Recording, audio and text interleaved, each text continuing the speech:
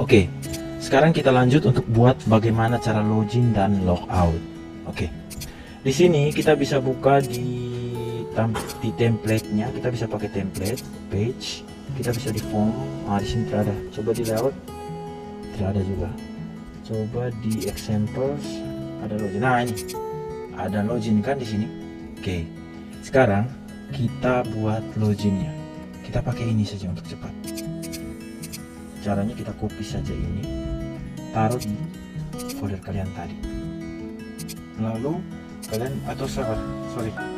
page example login, bisa klik kanan edit, lalu kalian bisa file save as ke login.php, tapi simpan di dalam folder kalian sini, save. Oke, sekarang untuk aksesnya kita bisa lihat di sini htdocs, bisa di sini kita ganti saja ini, index ini kita ganti dengan login.php nama file tadi. Nah, di sini tampilannya beda dengan yang tadi. Nah, itu seperti yang pertama kali kita hapus yang ada begini-begini. Jadi karena dia mengarah ke folder, dia keluar dua folder baru masuk. Jadi kita bisa hapus ini. Ingat dari sini tekan Ctrl H, lalu ganti dengan yang ini, kasih kosong. Lalu hilangkan centang ini, replace all. Save. Sudah ganti semua. Reload. Nah, jadi seperti ini kan loginnya. Sekarang kita ganti tulisan di dalamnya. Ini kita jangan pakai admin LTE, kita pakai login admin. Save. Kita reload. Nah, ini sudah ganti login admin. Sekarang kita ganti admin LTE nya, kita pakai academic data academic. Kita pakai spasi supaya agak gaul. Oke, ini. Kemudian yang di sini yang tulisan ini missing out session, silakan login, kita silakan login di bawah ini. Save. Sini download. Ya. Kemudian ini untuk sininya kita bisa ganti form actionnya, kita kasih ke index. Oke. Kemudian metodenya post. Kemudian kita ganti yang email ini, kita ganti dengan tipenya text. Placeholdernya adalah username. Kita tambahkan name juga di sini. Kemudian di sini password tetap placeholder name. Password. Oke. Untuk tombolnya di bawah, kita tidak pakai remember me, ini ada remember me di bawah, ini tidak perlu, jadi saya hapus saja. Checkbox ini tidak perlu juga, ini juga sama yang di bawah, sosial medianya tidak perlu, forward password pun juga tidak perlu. Save, baru kita reload. Nah, kita cukup buat seperti ini. Nah, sekarang pada tutorial ini saya mau buat kalian belajar bagaimana cara membuat backgroundnya. Background bisa kita ganti dengan gambar. Saya cari di backtrace.com, saya cari satu gambar yang bisa digunakan untuk background, misalnya data akademik kan, school. Saya cari gambar yang tidak terlalu, misalnya saya mau pakai yang ini saja atau ya, terlalu rame. Nah, ini save, saya taruh di C htdocs di yang tadi kalian punya folder nih. Nah, ini saya taruh di sini saja, di luar saja saya kasih nama. Nah, ini tipenya web, biar rusak. Tipenya web, harus klik dulu. Sabar, dia masih loading. Nah, kayak gini, save. Nah, harusnya JPG ini.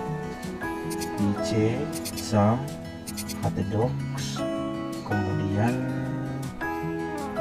yang di saya taruh folder lagi di sini namanya img, jadi image atau gambar. Saya buka ke dalam, lalu kasih nama filenya adalah bg. Save. Oke, setelah itu di sini kalian bisa lihat ada body kan. Nah, di sini kita bisa tambah di sini style, background, URL nya kita bisa masuk ke folder img, dan bg.jpeg tadi kalau tidak salah. Oke, coba kita save, kita lihat hasilnya di sini. Nah ini, karena gambarnya terlalu besar, kita bisa kecil gambarnya. Bisa dengan cara pakai dari sini, background size 100%, kita lihat 100% saja. Coba saya ribet. Nah, kayak gini kan. Oke. Nah ini ada linknya. Kita matikan linknya dulu. Ini ada linknya. Linknya kita hapus yang A ini dengan A penutup ini supaya tidak ada linknya. Oke. Ini saya sudah cukup. Sekarang kita buat loginnya. Untuk proses login, karena kita arahkan dia ke halaman indeks, jadi kita tinggal mainkan dia di halaman proses. Karena proses ini sudah diinkludkan di indeks ini di sini, jadi kita mainkan di proses saja. Jika tombolnya tadi belum jadi ya di login, kita makan tombolnya. Ini button submit, kita pakai input IP submit kelasnya. Ini hapus bagian belakang. Name-nya kita ganti dengan login. Oke. Sudah. Value-nya login. Sekarang kita lihat. Oke. Ini sudah jadi login. Sekarang kita buat prosesnya di proses. Jadi ketika tombol login ini karena name-nya login, jadi nanti kita buat prosesnya login ya. Jika if set as post login ya, tombol login ditekan, maka yang terjadi adalah dia akan mengambil data username password. Kita ambil dari sini supaya cepat. Nah, username passwordnya ini.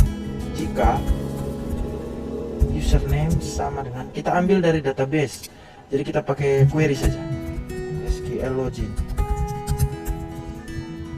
MySQL query, kita cocokkan dengan yang ada di database. Select bintang from data siswa.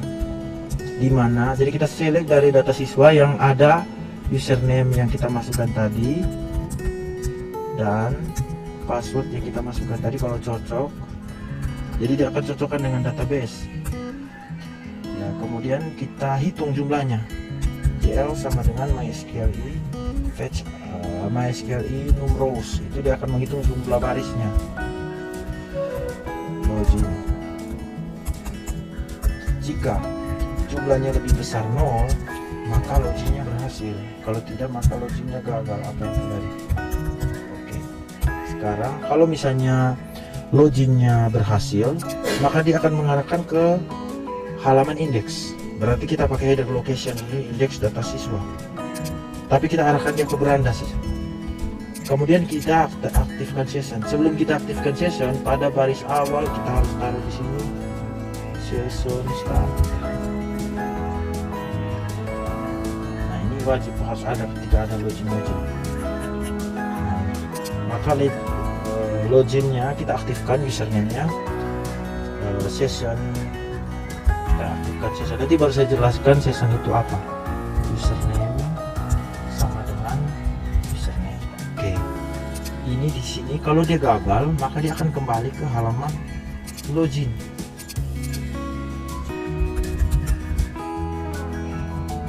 Oke, sekarang kita coba ya. Kalau bisa saya isi admin ini kan tidak ada di database tadi. Data di database ini kan hanya ada username dan password ini. Jerus. Nah, sekarang saya coba masukkan admin login. Dia kembali lagi ke halaman admin. Ini saya kalau isi sebarang begini dia langsung kembali ke halaman admin. Tapi kalau saya isi sesuai database, di sini ada Jairus misalnya. Jairus misalnya saya login. Nah, dia masuk ke halaman ini kan. Gitu. Tetapi kelemahannya kalau misalnya kita kembali ke login, orang bisa akses tanpa login. Mereka hanya menghafal linknya ini, mereka bisa login. Jadi kita harus buat session dulu di bawah. SQL pengguna sama dengan SQL fetch array, SQL koneksi, select MySQL koneksi MySQL query koneksi select bintang from data siswa where username sama dengan s. Jadi kita ambil dari data session yang sudah tersimpan tadi, username, data pengguna. Sorry, ini tidak usah. Jika sessionnya aktif, session username ini aktif, sama dengan jika username-nya set username, maka dia akan tetap di sini. Jadi kalau tidak, jika tidak, ini kan ada lawan dari ini. Jika tidak, maka dia akan mengarahkan ke halaman login. Nah, sekarang kita buat untuk tombol keluarnya. Nah, klik keluar tapi dia tidak keluar ya, dia tidak keluar ke login. Caranya adalah jika menu sama dengan keluar, maka sessionnya mati. Sunset session username, lalu dia hidden locationnya ke login. Sekarang kita buktikan. Kalau siswa sekarang kalau saya keluar, nah dia kembali ke login. Kalau saya paksa masuk di indeks, dia akan tetap ke login karena dia belum login. Walaupun saya hafal alamatnya juga, tetap dia akan mengarah ke login. Tapi kalau misalnya saya sudah login, nah ini dia bisa masuk ke elemen indeks. Kalau seandainya saya, nah ini sudah sampai sini. Nah ini untuk aplikasi loginnya sudah berhasil kalau seperti ini, sessionnya sudah aktif. Namun di sini, kalau di sini namanya ya Jairus Uran, di sininya yang diuran. Nah itu yang tadi saya bilang, kita harus ambil datanya. Kita buat ini, dia ada di data mana? Ada di nav, ada di aside. Kita buka di aside, yang di aside. Nah ini kita tampilkan data yang ambil dari database. Select dari select siswa.